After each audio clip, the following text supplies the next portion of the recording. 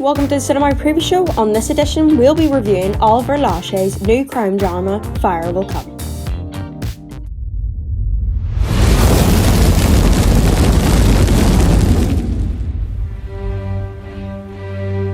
Amador Coro.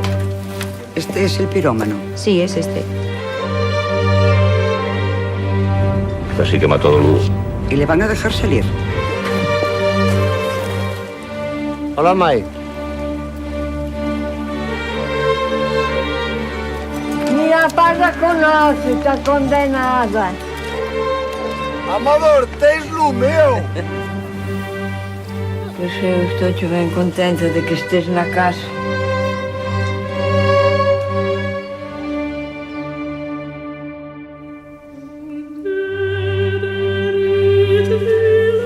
Algunas rebolas están secas. Serán o cancro. Hacho, bonito.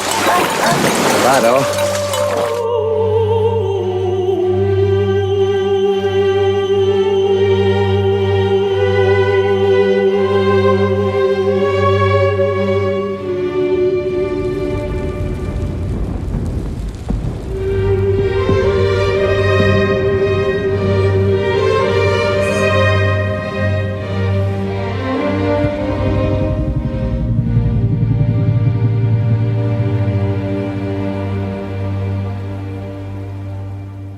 What do our young Cinemagic reviewers think?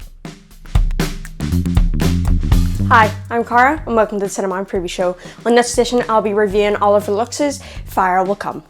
Amador is a notorious arsonist who has been accused of causing a new fire. Lois, a young firefighter, explores the depths of this new fire that is happening. Their destinies are linked by the power of one mysterious fire. Fire Will Come is a crime drama that is beautiful, intriguing, nostalgic and modern all at the same time. The director, Oliver Laxe, done an amazing job with this. The film's colour palette is bright and vibrant. A lot of warm colours that are used to support the idea of destruction that fires can cause, especially in this day and age where Australia was engulfed with fires for several weeks. The target audience of Fire Will Come, in my opinion, is a certain group of people because of the film's long pauses and harsh storytelling. You really need to be a fan of emotional storytelling so you can enjoy this film. I love this film, however, it went on too long for my liking and I would definitely recommend it to a friend, so I'm going to give it a 3 out of 5. Hi, my name is Ben Fitzsimons. In this episode, I will be reviewing Fire Will Come. In this film, the main character has been imprisoned for 2 years for setting a forest fire, and the film is set in rural Spain and is subtitled in English. We follow his journey back into living with his local community and the challenges he faces returning to normal life. The film is beautifully shot. The Spanish scenery is an important part of the story, and I find the movie quite slow-moving and would say it's more suitable for adults, but altogether I gave it the score out of 3 out of 5. My name is Rosa Scott. Today I'll be reviewing the film Fire Will Come. The director makes great use of lots of handheld shots which help to showcase the quaint life that our main character was living. Although there are minimal characters in this film, I did feel like you got to know them quite well, between the main character himself and the mother and the men who are building up houses in order to attract tourists to their small town. I felt like the characters were well developed. I did appreciate the ending of the film, which did not give a clear-cut answer as to who was responsible for the devastation which struck the town, and I appreciate the filmmakers for doing that, as I found that more engaging as a viewer of this film. A drawback of this film for me is that there's not an awful lot going on story-wise, and the characters do not progress in many ways. Although the film presents a beautiful, realistic study on each character as they live their life in a quaint little village, I did feel like there was a lot of missed potential with the characters between the arsonist's son and the old mother who lives on a farm and the young men who are working hard to draw tourists to their village. I feel like there was a lot more that could be developed there with each individual character and their stories, but that was not done.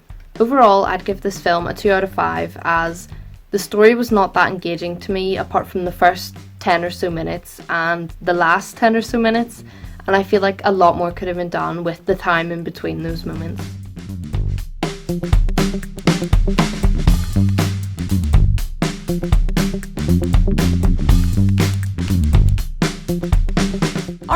Corner guest this week is Lisa Prime from BAFTA.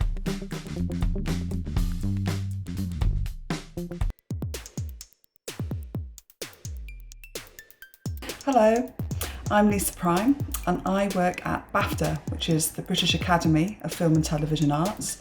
I am the programme manager there for children and young people, so I know Cinemagic very well indeed. My very first job, many moons ago, was working for an organisation called British Screen Advisory Council, which is now known as the British Screen Forum. It was an amazing group of people who were all sort of heads of organisations and companies from the film, television, video industries, all the screen industries. And it was a think tank talking to government, talking to the European Union about policies that affected the industries, whether it be intellectual property, dubbing, subtitling, anything that impacted. So it's a way to communicate with government and represent all the screen industries. A big part of my job is looking after BAFTA Kids. There's BAFTA Kids. And that's why we visited Cinemagic so many times. We do a lot of live events, obviously before lockdown, but these might be a presenting workshop or an animation masterclass or a general behind the scenes event where we talk about different creative processes. And we always take presenters and the BAFTA craftspeople with us, so it could be writers, animators, directors, designers, because we just want to share that expertise and knowledge with children and young people and inspire them either to think about potentially a career in the industry themselves or just think about what an amazing team process goes into producing their favourite content. So there's lots of live events, there's lots of online content, so you can go to our BAFTA Kids and Teens YouTube channel and you might get some top tips or see behind the scenes or get recommendations from people that you know well. So it's a real range of things. There's initiatives like our BAFTA Kids Young Presenter competition. There's also our Young Game Designers competition, which has just celebrated its 10th anniversary. So it's about getting children to think about all the different ways that they can be creative and to inspire them to consider either getting involved or potentially just exploring different content that they might not have normally considered. So I think my proudest achievement would probably be creating a partnership with children's mental health charity Place to Be. About 3.5 years ago, we started visiting schools as part of the BAFTA Kids Roadshow with Place to Be. And there's definitely something special about going into schools and visiting children in their own areas. 98% of our visits are to schools where the children are above the national average for free school meals. There's all sorts of challenges schools have. But it's so important to have pastoral care and pay attention to mental health as well as physical health.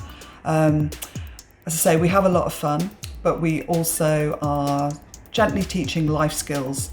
So our presenting masterclass absolutely is about tricks of the trade, but it's also about self-esteem, confidence, resilience. So I would say that partnership has blossomed. We've just recently launched a project that's talking about transition from primary to secondary and high school. All of us have to experience change at some time in our lives, but particularly that change between schools. We might be excited, but we might be anxious. So we've created some resources with Place to Be around that. So I'm very proud of that partnership and it continues to grow.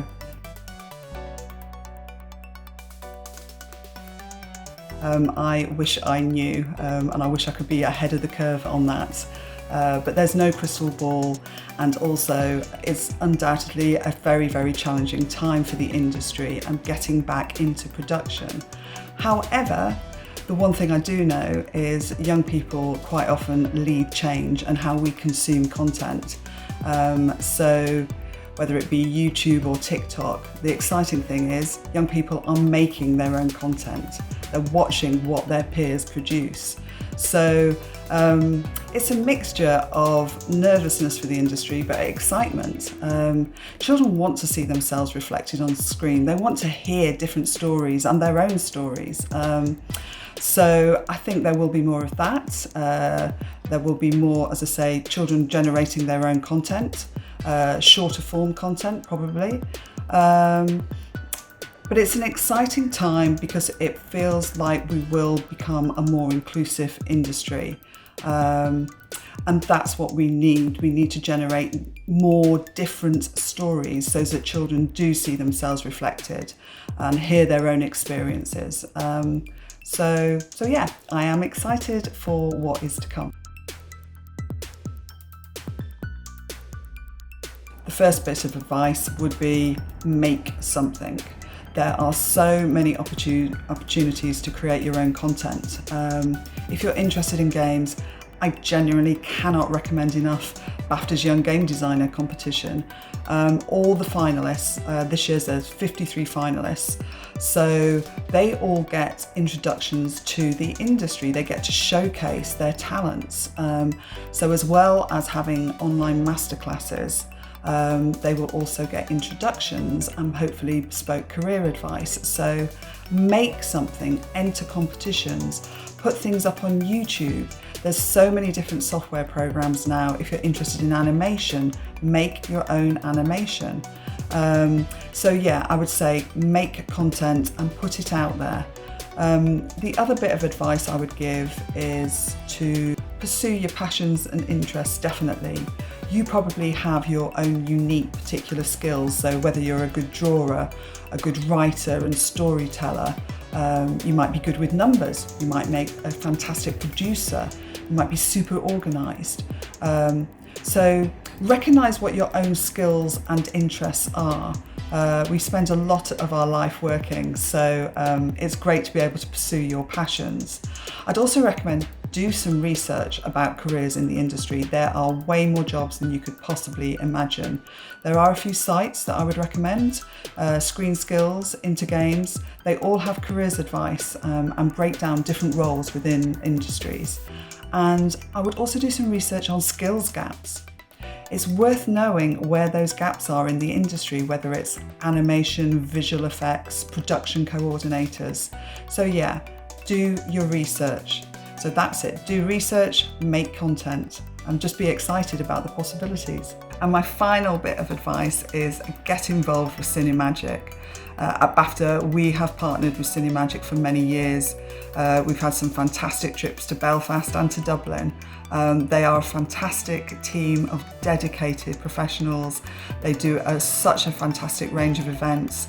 They are so supportive and develop talent. So get involved with them, check out their events, check out their online content. So yeah, a big thank you to Cinemagic for inviting me to get involved with this.